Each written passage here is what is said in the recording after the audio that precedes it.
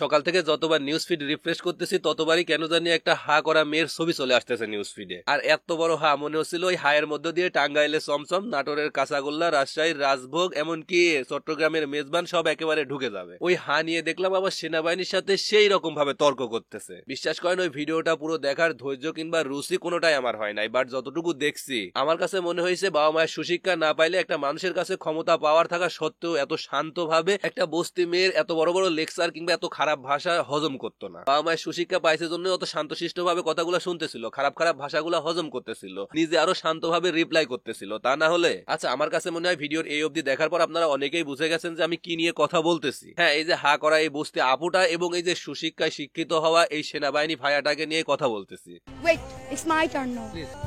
আপনারা হয়তো ইতিমধ্যেই দেখছেন একটা ভিডিও ভাইরাল হয়ে গেছে যেখানে এই হা করা আপুটা আমাদের এই সেনাবাহিনী ভাইয়াটার উপরে কিভাবে কথা বলতেছিল, কিভাবে বাজে বাজে ভাষায় কথা বলতেছিল। সম্ভবত তাদের মধ্যে কথা চলতেছিল একটা ধর্ষণের বিষয় নিয়ে। যদিও আমি পুরো ভিডিওটা দেখার ধৈর্য বা রুচি আমার হয় নাই, কারণ মেয়েটা যেভাবে কথা বলতেছিল সেটা দেখার পর আমার আর রুচি হয় নাই যে পুরো ভিডিওটা দেখি। বাট যতটুকু কথা শুনলাম তাতে করে আমার মনে হলো যে তাদের মধ্যে যে বিষয়টা নিয়ে কথা হচ্ছে সেটা হচ্ছে একটা ধর্ষণ কেন্দ্রিক। হয়তো মেয়েটার দাবি ছিল তাদের কাছে ওই অপরাধীটাকে তুলে দেওয়া, 10 মিনিট তারা মারধর করবে। বাট সেনাবাহিনীর ওই ভাইটা বলতেছিল না, আপনাদের হাতে এভাবে আমরা তাকে তুলে দিতে পারি না, কারণ সে একজন অপরাধ করছে, সে অপরাধী। এখন আপনাদের হাতে যদি তাকে তুলে দেয়, আপনারা যদি তাকে মারধর করেন তাহলে তো আপনারাও সমান অপরাধী, আপনারাও তো আইন হাতে তুলে নিচ্ছেন। বিশ্বাস করেন খুবই শান্ত শিষ্ট, খুবই নরম সুরে ভদ্রভাবে ওই আপুটাকে এই কথাগুলো সেনাবাহিনীর ওই ভাইটা বলতেছিল। বাট ওই নোংরা বস্তি আপুটা, বিশ্বাস করেন তার মুখ দিয়ে তো সুন্দর কথা বের হয় না, তার মুখ দিয়ে তো ভালো কথা বের হয় না, নোংরা নোংরা কথাই বের হয়। এমন ভাবে কথা বলতেছিল মনে হচ্ছে যে কি স্বাধীনতা। মানে দেখেন আপু, এটা স্বাধীনতা না। মানে আপনি যেভাবে সেনাবাহিনীর উপরে কথা বলতেছিলেন না, এটাকে স্বাধীনতা বলে না। আপনি বাক স্বাধীনতা পাইছেন জন্য আপনার কথাবার্তার ধরন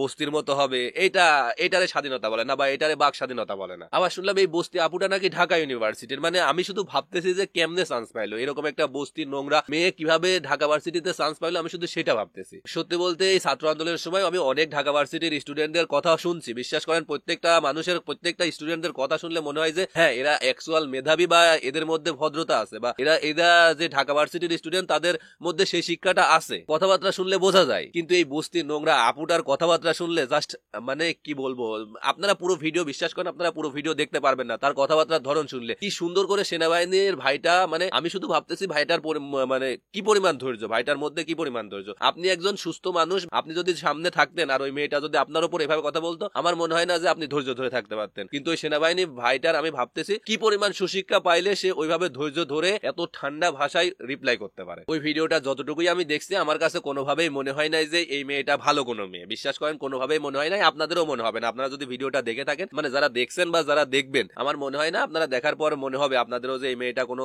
ভালো মেয়ে। দেখলেই মনে হবে, যে কথাবার্তার ধরন শুনলে মনে হবে মানে একটা মানুষ মানে কিরকম তার আচার ব্যবহার, তার কথাবার্তাতেই কিন্তু বোঝা যায়। এই মেয়েটার মধ্যেও আপনারা বুঝে যাবেন যে এই মেয়েটা কেমন। যাই হোক, লাস্টে একটা কথাই বলি, দেখেন এই যে ছাত্র আন্দোলন করে যে একটা স্বাধীনতা আনলো, বাক স্বাধীনতা আনলো, আপনি যেভাবে কথা বলতেছেন ওইটারে বাক স্বাধীনতা বলে না। সো নিজেদেরকে শুধরান, ঠিক আছে? আপনারা ক্ষমতা পাইছেন বা আপনারা বাক স্বাধীনতা পাইছেন জন্য সেটার অপব্যবহার করবেন বা এইভাবে কথা বলবেন। এখন কেউ কিছু বলতেছে না জন্য আপনারা এইভাবে কথা বলবেন। আসলে কেউ কিছু বলতেছে না, আপনাকে বলতে পারতো, বাট ওই সেনাবাহিনীর মধ্যে সুশিক্ষা আছে, সুশিক্ষায় শিক্ষিত বাবা মায়ের সুশিক্ষা আছে জন্যই আপনারা কিছু বলে নাই। তা না হলে অন্য কেউ থাকলে বুঝাই দিত। সো আপনাদের কাছে রিকোয়েস্ট থাকবে এইভাবে নিজেদের বাক স্বাধীনতার এইভাবে অপব্যবহার করেন। বাক স্বাধীনতা বলতে এটা বোঝায় না।